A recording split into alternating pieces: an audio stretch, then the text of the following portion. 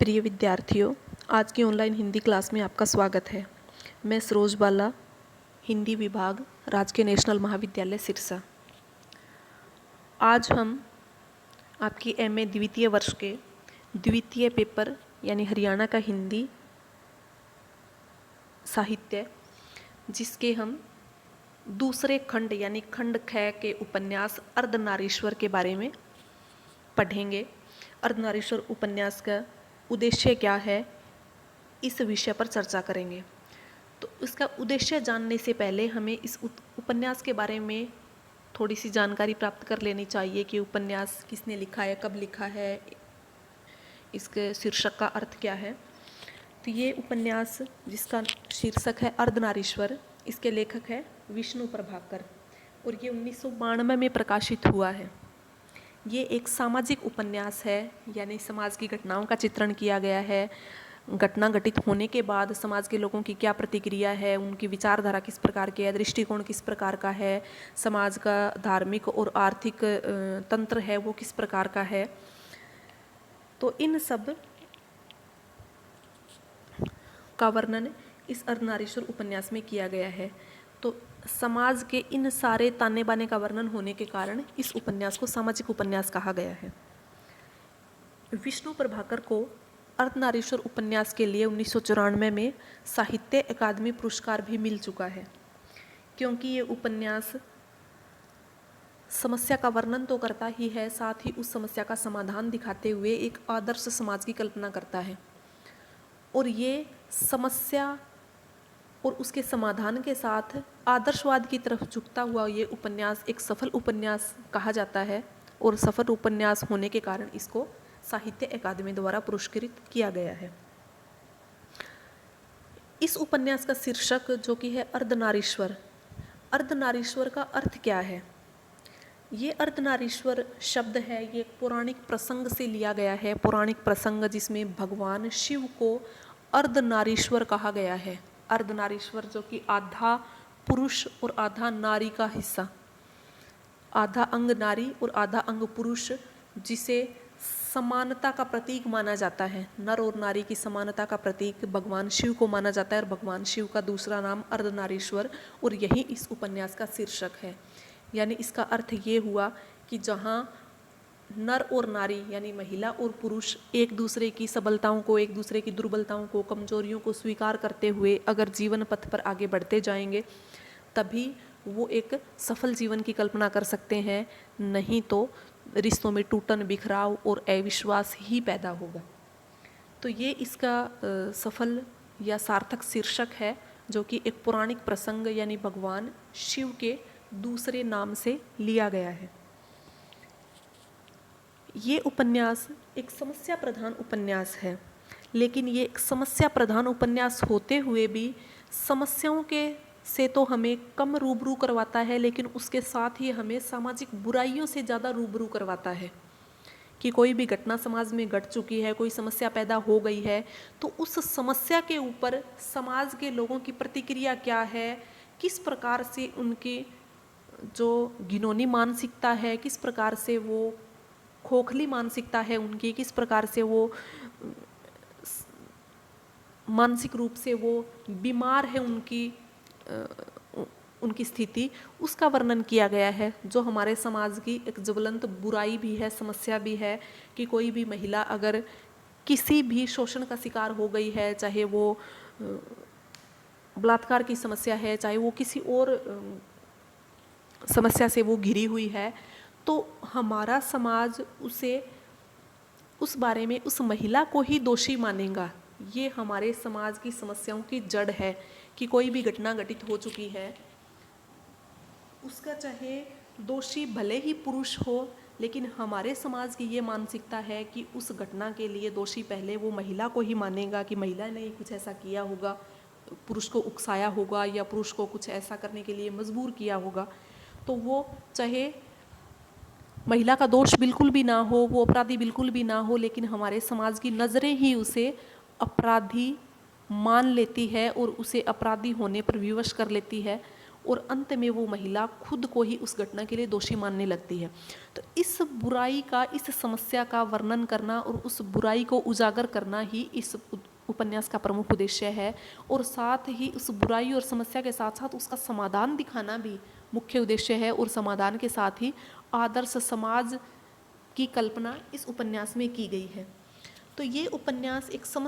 बलात्कार की समस्या को तो प्रमुखता से उजागर करता ही है, साथ ही समाज की अन्य ज्वलंत समस्याएं जैसे तलाक, पारिवारिक टूटन, संयुक्त परिवार का बिखराव, रिश्तों की भंग होती मर्यादा, अविश्वास, पुलिस का बलात्कार पीड़ित महिला व उसके परिवार के साथ बर्ताव,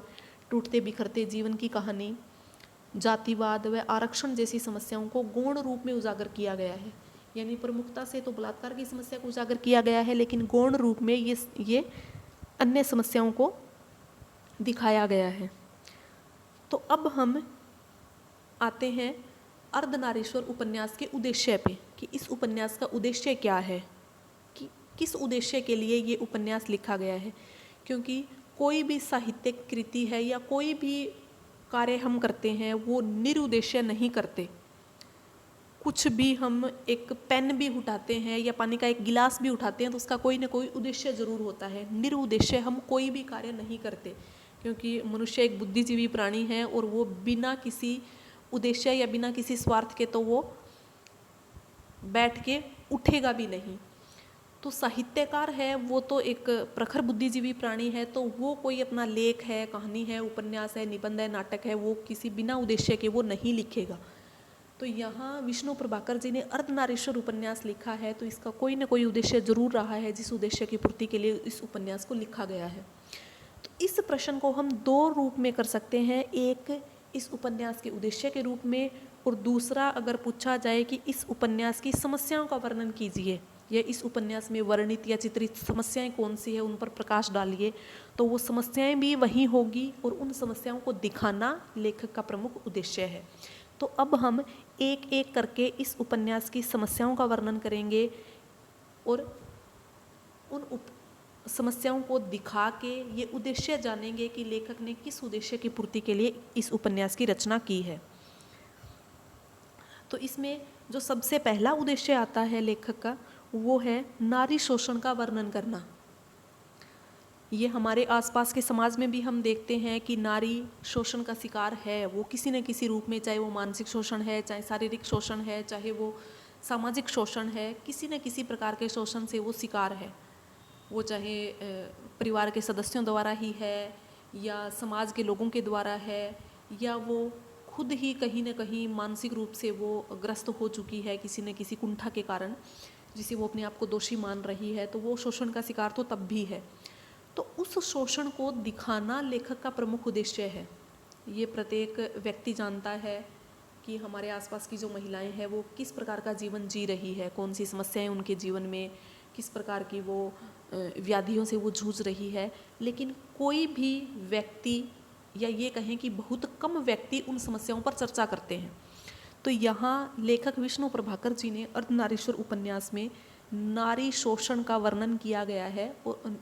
नारी शोषण का वर्णन किया है, और नारी शोषण का वर्णन करना ही इस उपन्यास का प्रमुख उद्देश्य है। तो इसकी जो उपन्यास की प्रमुख ज्वलंत समस्या है बलात्कार की समस्या। तो बलात्कार पीड़ित महिलाएं किस प्रकार से बलात्कार के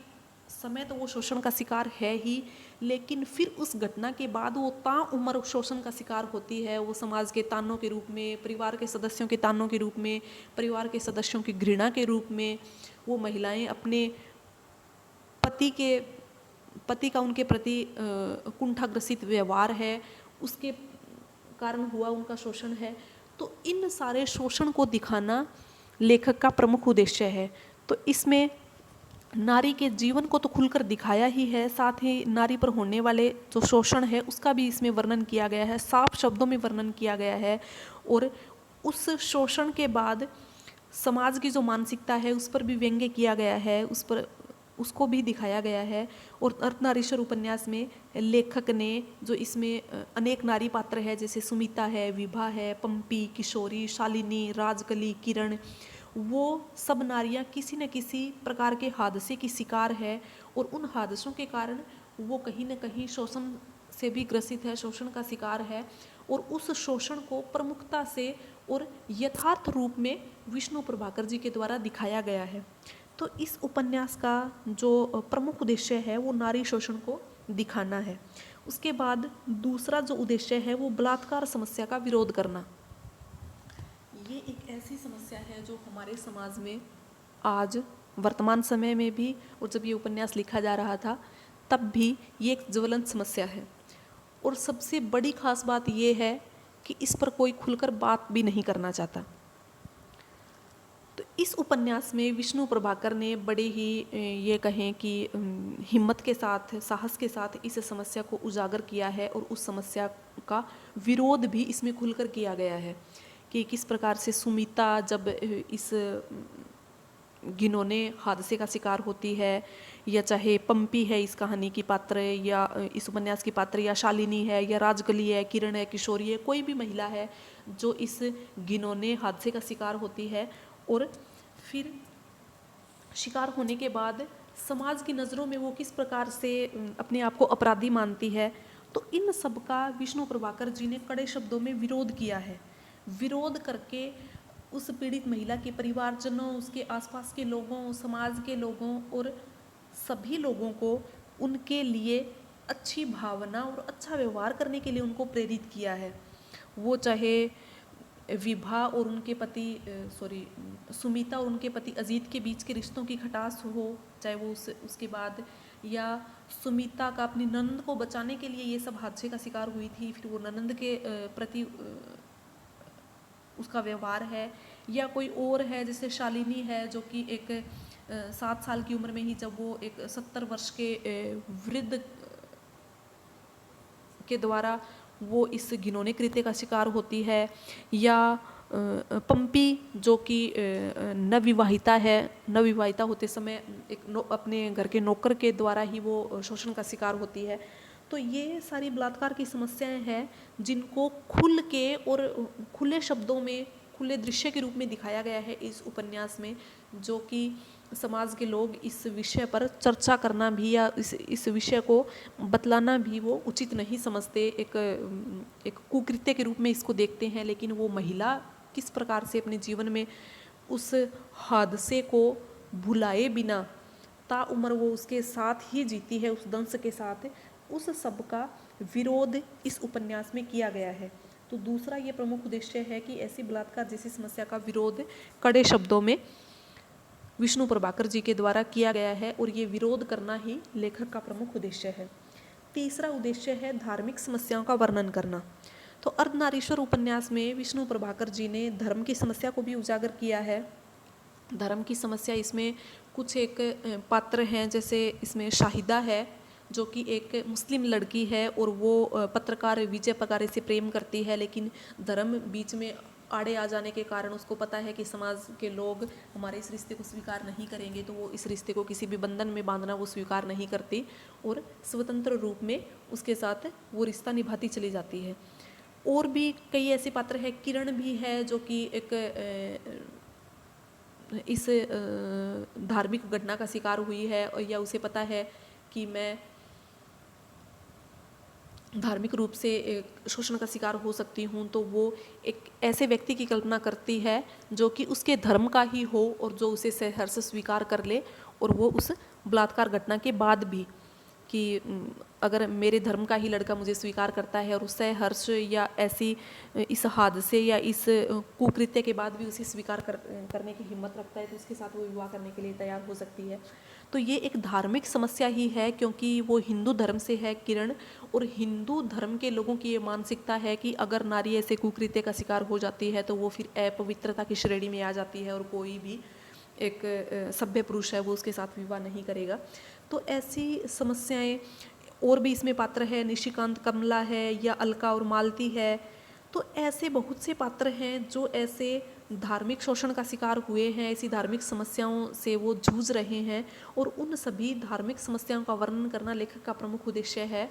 और लेखक साथ ही उसका आदर्श रूप भी प्रस्तुत करता है कि ऐसे हमारे सुखी जीवन में धर्म आड़े नहीं आना चाहिए, वो चाहे विवाह के रूप में हो या किसी समस्या के समाधान के रूप में हो या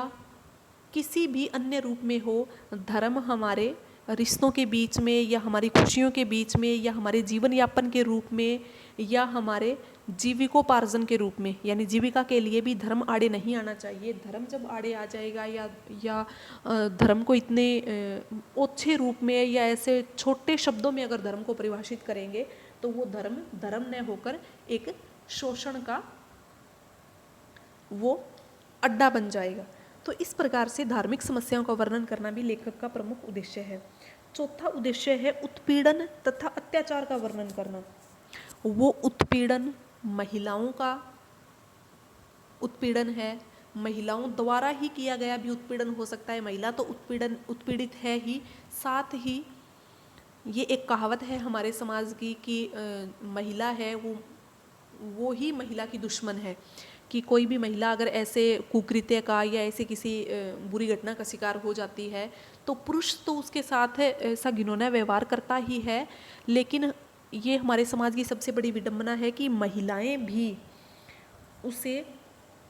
और ज़्यादा उत्पीड़ित और ज़्यादा उसे प्रताड़ित करती है, उसे तरह तरह के बेहुदा ताने देती है, तरह तरह की उस पर लांछनें लगाती है, उसे ऐसी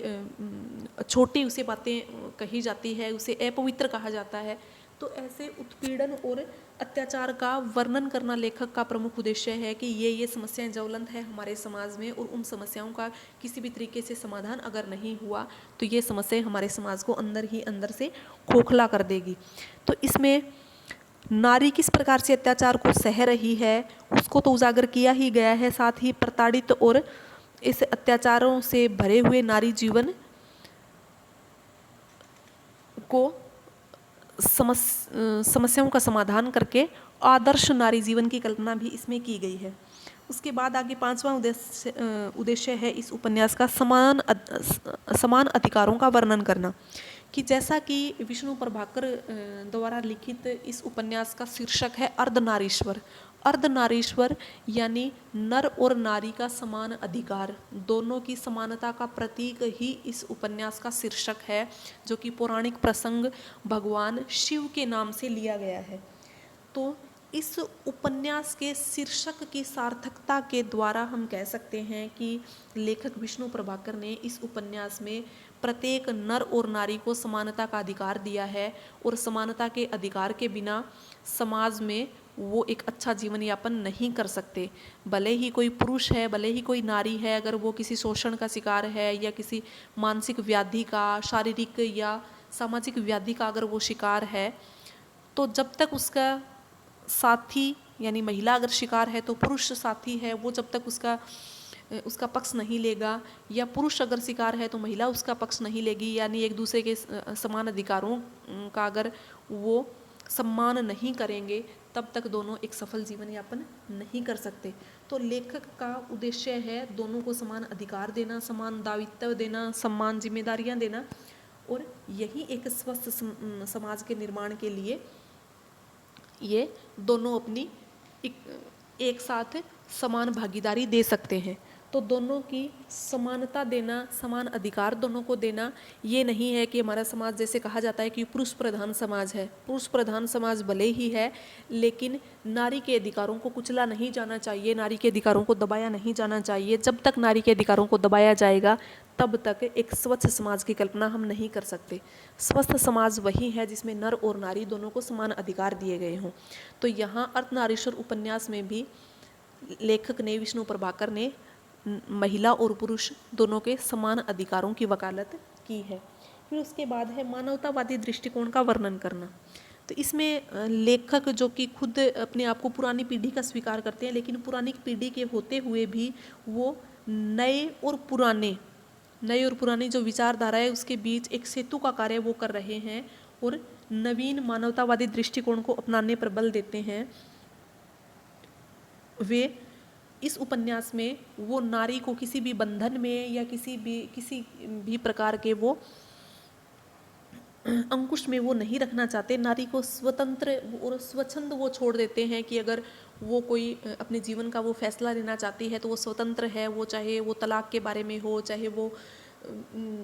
जीवन को आगे बढ़ने के बारे में हो, चाहे वो उसके व्यवसाय के बारे में हो, चाहे वो उसकी पढ़ाई के बारे में हो, वो अपना फैसला स्वयं लेने के लिए वो स्वयं लेने की वो अधिकारी है। तो यही मानवतावादी दृष्टिकोण है जो हमारे समाज को एक सफल समाज और एक स्वस्थ समाज का दर्जा वो दे सकता है। तो ऐसा मानवतावादी दृष्टिकोण है वो सांप्रदायिकता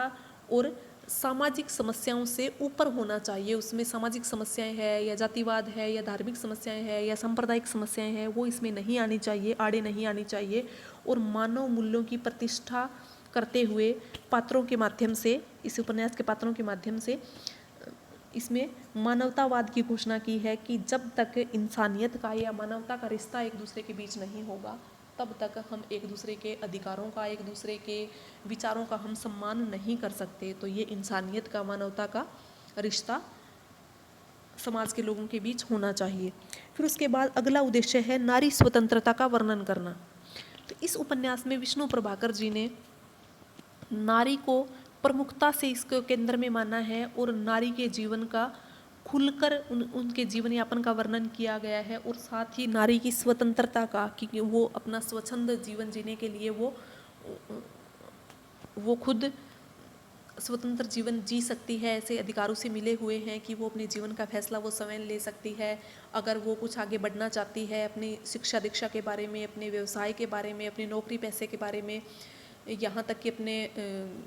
अपने रिश्तों को बचाए रखने में या छोड़ने की वो खुद उसके लिए उत्तरदायी है कि वो ऐसे फैसले भी वो स्वयं ले सकती है, ऐसे फैसले लेने के लिए वो स्वतंत्र है। तो यहाँ लेखक ने अपने उपन्यास में नारी पात्रों के माध्यम से नारी की स्वतंत्रता का तो वर्णन किया ही है, साथ ही मुख्य रूप से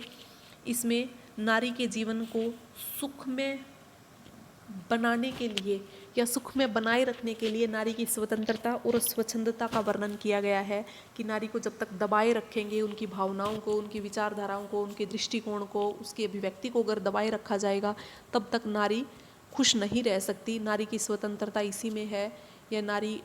का सम्मान तभी है जब हम उसे खुलकर उसका जीवन जीने देंगे। तो इस प्रकार से लेखक ने, चाहे वो इसमें नारी पात्र, चाहे वो सुमिता हो, चाहे विभा हो, चाहे शालिनी हो, चाहे किरण हो, इन सब के माध्यम से लेखक ने नारी की स्वतंत्रता का वर्णन किया है और इसी स्वतंत्रता का वर्णन करना लेखक का प्रमुख उद्देश्य है। उसके बाद अगला उद्देश्य है संघर्ष में जीवन का वर्णन करना। तो इसमें जैसा कि हम पहले पढ़ चुके हैं, यह बताया जा चुका है कि एक समस्या प्रधान उपन्यास है, तो समस्याएं जहाँ होंगी वहाँ संघर्ष भी होगा। तो यहाँ समस्याएं हैं, नारी जीवन में भी है, पुरुष जीवन में भी है, समाज के लोगों के बीच भी है। तो उन समस्याओं के बाद हमारे जीवन में संघर्ष किस प्रकार से बढ़ता है, उस संघर्ष का वर्णन करना लेखक का प्रमुख उद्देश्य है। कि प्रमुखता से नारी जब हादसों का शिकार होती है तो उसका जीवन किस प्रकार से संघर्षों से भर जाता है, वैसे ही नारी का जीवन संघर्ष का दूसरा नाम है। और जब वो ऐसे किसी हादसे का या किसी कुकृत्य का शिकार हो जाती है तो किस प्रकार से उसका जीवन हादसों से भर जाता है, संघर्षों से भर जाता है, उस संघर्षपूर्ण जीवन का वर्णन करना लेखक का प्रमुख उद्देश्य है। तो उस संघर्षशील जीवन के बाद नारी फिर किस प्रकार से स्वच्छंद और स्वतंत्र होकर किस प्रकार से अपने जीवन को निखार लेती है, किस प्रकार से अपने जीवन को सफलता की तरफ मोड़ लेती है, उसका वर्णन लेखक के द्वारा किया गया है कि संघर्षशील जीवन है वो किस प्रकार से आगे एक सफल जीवन की एक नींव है, उसको भी इसमें लेखक ने उजागर किया है। उसके बाद अगला जो उद्देश्य है वो विवाह संबंधी समस्याओं का वर्णन करना है कि अगर विवाह के बाद अगर महिला और पुरुष के अगर विचार नहीं मिल रहे हैं, उनकी भावनाएं नहीं मिल रही है, तो किस प्रकार से उनके बीच टकराव होता है और विवाह फिर किस प्रकार से एक तलाक की स्थिति तक पहुंच जाता है। ये एक विवाह की समस्या है अगर दोनों के विचार नहीं मिल रहे हैं। लेकिन इसमें कुछ एक ऐसे पात्र हैं या कुछ एक ऐसे वैवाहिक जोड़े हैं जिनका जो वैवाहिक जीवन है वो बहुत अच्छे से, संघर्षों के बाद भी बहुत अच्छे से पटरी पर चल रहा है। वो चाहे पंपी और उसके पति के बीच हो या विभा और उनके पति के बीच हो। तो ये पंपी और उनका पति और विभा और उसके पति, इन दोनों के बीच ये कहें कि एक तरफ तो विभा का जीवन है और एक तरफ पंपी का जीवन है। विभा जो कि अपने पति के साथ विचारों में मेल नहीं खाती, और पंपी का पति है जो उसे हादसे का शिकार होने के बाद भी किस प्रकार से जीवन में उसे आगे बढ़ने के लिए, उस हादसे को भुलाने के लिए उसे सामान्य करता है। तो यहाँ विवाह की समस्या दिखाई गई है कि अगर पंपी के जैसा वैवाहिक जीवन हो तो वो सफलता की सीढ़ियाँ चढ़ेगा, लेकिन अगर वो सुमिता के जैसे, विभा के जैसे या शालिनी के जैसे होगा, जो नारी को किसी हादसे का शिकार होने के बाद नारी को ही उसका दोषी मानेगा उसका पति, तो वो वैवाहिक जीवन तलाक की स्थिति तक पहुँचेगा। तो यहाँ प्रमुख रूप से बलात्कार की समस्या के बाद नारी के जीवन में ऐसी तलाक की स्थिति, पारिवारिक बिखराव और ऐसे टूटते बिखरते जीवन की कहानी इसमें दिखाई गई है, जो अनमेल विवाह के कारण पैदा हुई है। अगर वो सही से मेल होके विवाह होता, विचारों में मेल होता, भावनाओं और अभिव्यक्ति में अगर मेल होता तो ऐसी समस्याएं नहीं होती। वो समस्याएं तब हुई, विवाह की समस्या तब पैदा हुई जब ऐसे बेमेल विवाह किए गए। तो इसमें सुमिता और अजीत हो, या विभा और उसके पति की स्थिति हो, पंपी और उसके पति की हो, शालिनी और उसके पति की स्थिति हो, चाहे शाहिदा और उसके पति की स्थिति हो, तो ये सारे वो वैवाहिक जोड़े हैं जो कुछ एक के तो विचार मिलते हैं, जो अपने जीवन को खुशहाल और जीवन पथ पर आगे अग्रसर करते हैं, लेकिन कुछ एक जोड़े इसमें ऐसे भी हैं जो वैवाहिक जीवन की अनेक समस्याओं से घिरे हुए हैं, और अंत में वो उस वैवाहिक समस्या को तलाक जैसे समाधान तक पहुंचाते हैं, और उसके बाद वो स्वच्छंद और स्वतंत्र और खुशहाल जीवन जीने लगते हैं। उसके बाद अगला जो उद्देश्य है वो समाज में नई चेतना की जागृति उत्पन्न करना है। ये समाज में नई चेतना की जागृति कब पैदा होगी कि जब हमारा समाज में फैली हुई बुराइयों से लड़कर समस्याओं के समाधान पर बल देगा। यानी इसमें प्रमुखता से समस्याएं, जो नारी की समस्या दिखाई गई है, बलात्कार की समस्या दिखाई गई है। बलात्कार के बाद हमारे समाज की बुराइयां किस प्रकार से नारी के जीवन को कठिन बना देती है। लेकिन अगर हमारे समाज में नई चेतना उत्पन्न हो जाए, वो शिक्षा के द्वारा हो या किसी भी तरीके से हो, अगर समाज के लोगों में थोड़ी जागरूकता बढ़े, उनके विचारधारा थोड़ी सी बदले और वो ये मानने लगे कि इसके लिए दोषी सिर्फ महिला नहीं है, या सिर्फ क्या कहें महिला बिल्कुल भी उसकी दोषी नहीं है, तो समाज में कुछ नई जागृति आ सकती है, नई चेतना आ सकती है, और उस चेतना के द्वारा एक समाज की मानसिकता को स्वच्छ किया जा सकता है, स्वस्थ किया जा सकता है, खुशहाल किया जा सकता है, और यही एक आदर्श समाज के लिए सार्थक भी है। तो इसमें लेखक ने इस उपन्यास के माध्यम से समाज में कुछ नई चेतना और नवीन जागृति लाने का प्रयास किया है, और समाज के लोगों को बलात्कार जैसी समस्याएं, जो कि आज हमारे लिए एक बहुत बड़ा ज्वलंत मुद्दा बन गई है, तो उसके लिए लोगों को इस तरीके से जागरूक किया जाए, इस तरीके से उनको ये बताया जाए कि ये समस्याएं हमारे लिए ज्वलंत है, ये किसी के साथ भी हो सकती है, और इस समस्या होने के बाद अगर महिला को